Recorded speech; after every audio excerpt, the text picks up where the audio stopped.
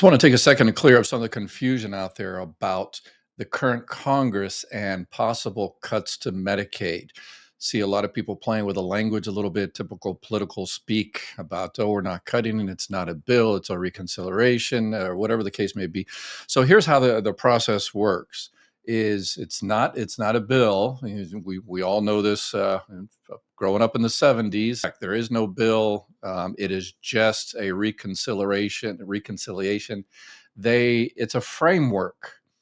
The current Congress has sent a framework to make a bill. So now they've sent it back to the committees with instructions. And the instructions are, hey, we need $4.5 trillion of tax cuts because, the wealthy need some more money. That's predominantly where those tax cuts are going to go. And in order to pay for those tax cuts, we need to find some money. So they have sent the instructions back to particular committees. And you can see here the Energy and Commerce Committee, and that's where Medicaid is funded. And with the instructions of cutting $880 billion from those particular agencies, that particular area of the government. And then we're looking at about another $330 billion for education and workforce, and that's where a lot of student loans. And then food stamps are paid for by the Department of Agriculture under their budget and requested $230 billion of cuts there. So technically, is it in the bill? No, nothing's in the bill yet because there is no technically a bill. It's just instructions to go find those amount of cuts. And if you're going to try to find a couple of $1 trillion over 10 years, you have to cut Medicaid, you have to cut food stamps, you have to cut student loans. You have to look at SSI, supplemental security income. The president said he's not going to touch Social Security. SSI is technically not Social Security. It's funded by general revenues. It's funded not by the Social Security Trust Fund like retirement or disability or survivor benefits. It's regular taxes. And the idea is, well, we're not actually looking to cut those budgets. We are looking for fraud, waste, and abuse. Everybody hates fraud, waste, and abuse. Of course they do. But you don't do it by cutting budgets first. You go after fraud, waste, and abuse. If you find a lot of people not receiving Medicaid, that are not supposed to receive Medicaid, you stop those benefits. You don't cut the entire budget and see what happens. We can see what happens with USAID, where they just decided to cut everything. And, oh, wait a second. Some of that money went to, prevent Ebola in Africa, which is probably a good thing to try to prevent Ebola anywhere in the world. So to go out there and cut those people on Medicaid and let those people fend for themselves, and if it takes a month or 2 months or 3 months or 4 months to prove that, okay, your benefits were cut, now you just have to prove that you indeed need those benefits, just like Ebola, I guess, in Africa. Do we need to protect from Ebola in Africa? Do you actually need Medicaid? Do you actually need those food stamps? Do you need your medication? Do you need to see your doctors? Do you need that operation? Well, we'll go ahead and cut it now, and then we'll figure it out later. That's not really how you do it. If there's fraud, waste, and abuse, yes, there is fraud, waste, and abuse. How do I know? I ran the third busiest Social Security office in the country. And before that, I worked for Department of Social Services doing Medicaid. Of course, there's a lot of fraud, waste, and abuse out there. You have to go after that fraud, waste, and abuse. You just don't cut the whole thing and see where, the chips fall where they may. And when people lose Medicaid, a lot of people are also going to lose Medicare. So it's kind of a roundabout cut on Medicare as well. Why is that? A lot of people that are receiving Medicaid are what's called dual eligible. If you receive Medicaid, it really depends on the particular state and what level you're looking at, but you're also receiving what's called the Medicare Savings Program, where the state under Medicaid pays for your Part B premium, that $185. And without that Part B premium, there's a lot of people that just can't afford Medicare. So if people lose their Medicaid, they also lose that $185 that's paying for their Medicare. And they say, well, I can't afford the $185. So I guess I'll just go out and, without, and hopefully I don't get sick or injured or whatever the case may be. So there's going to be a lot of people that are hurting on Medicare. And then those Medicare dual eligible plans, Medicare Advantage dual eligible plans, as you know from this channel, I always recommend Medicare supplement plan, the Plan N or the Plan G. But a lot of people have those Medicare Advantage dual eligible plans, and they receive those extra, the cards, the grocery cards, and all the rest of those things. The extra, dental, vision, hearing, which original Medicare doesn't have. And if they lose Medicaid, they also lose those dual eligible plans as well. So there's a lot of other chips that fall if one program gets cut. Okay, so the trick is to contact your politician. Hey, if you need help with Medicare, Medicare Advantage, Medicare supplements, Part D plans, make sure you reach out to my partners at Chapter of Medicare. I looked for a place that would help y'all out, and Chapter of Medicare knocked it out of the park. They've got excellent customer service.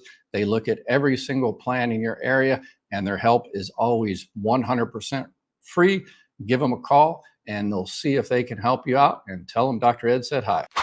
Contact your 2 senators and your House of Representatives. Reach out to them and say, okay, I know it's not a bill, it's not written down yet, but I am just calling to tell you, don't even think about it. Don't even think about cutting Medicaid. If you're going to go after fraud, waste, and abuse, then go after fraud, waste, and abuse. Just don't cut the whole thing. And here's your representatives, the phone number for the Capitol switchboard there, the president. Go onto their social media, and there's some other things regular things that my viewers like to reach out to try to save Social Security, make sure the cuts aren't stopping. The cuts don't start from Social Security, which way they will here in a few years. So we need to be proactive and reach out to our politicians before, because here's the playbook. They say, oh, it's not there, it's not there, it's not there. It's just fake news, and it's not a bill yet. And then in the middle of the night, guess what?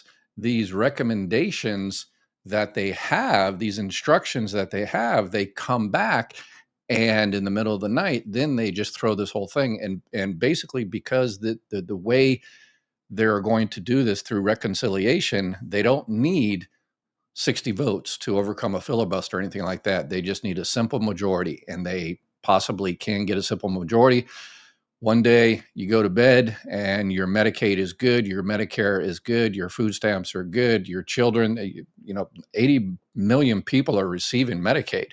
Over 45% of those are children. So one day you go to bed and you're good. You've got an appointment next week for your son or your daughter or for you, and you wake up the next day and guess what? You've been canceled. So we have to make sure we have to be proactive and reach out to our politicians.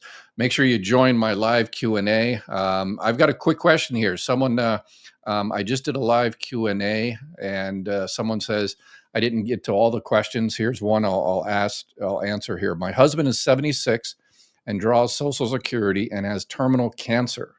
I'm 60. I was understanding I could draw 80% of his check under widow's benefits. Last year, some of the rules changed and are not very clear. I keep seeing articles saying that you can only draw 50% of his benefits, even at my full retirement age. Please clear this up confusion. Okay. All right, Marcy, you've got 2 different things here. So when you talk about widow's benefits, yes, you can collect up to 100% for surviving spouse benefits. Surviving spouse benefits, you have to be your full retirement age to get 100% of your deceased spouse's benefit amount. But it also depends on how early or late your deceased spouse started benefits. If they never started retirement benefits, or they waited till their full retirement age, or after their full retirement age, then you essentially get 100% of that check. If they filed early, then you get 100%, but the check is reduced on that side. What you're probably seeing is you get up to 50% while your spouse is still out there alive and kicking. So spouse benefits, current spouse benefits, or divorced spouse benefits, you get up to 50%.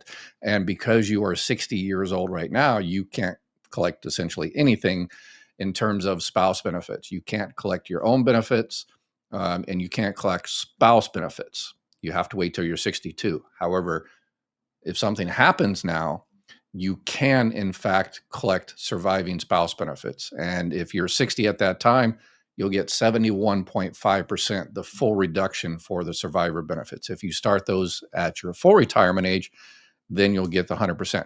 But one of the tricks you might be able to do is if hopefully he's around here for a long time, but if something happens, you go ahead and get survivor benefits since you're, 60, 61, you start collecting those and you don't touch your benefits on your own record.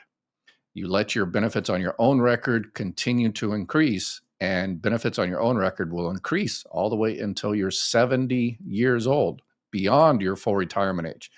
So at your full retirement age, you get the full benefit amount on your own record. But if you just don't touch it, all the way until 70, you get an extra 24% on top of it, 8% every year. It's called delayed retirement credits. So hopefully that the whole calculation of survivor benefits and all that, I understand, is confusing. So hopefully that explained it. If you have any other questions, make sure you join my live Q&A, which I do 3 o'clock West Coast time, 6 o'clock East Coast time, pretty much every day. I don't think I have a life, and I just my semi-retirement. I'm helping y'all make sure you get all the benefits you earned and need. All right, you take care. Make sure you reach out to your politicians and tell them don't try the sneaky stuff. We're watching you. Take care. Bye bye.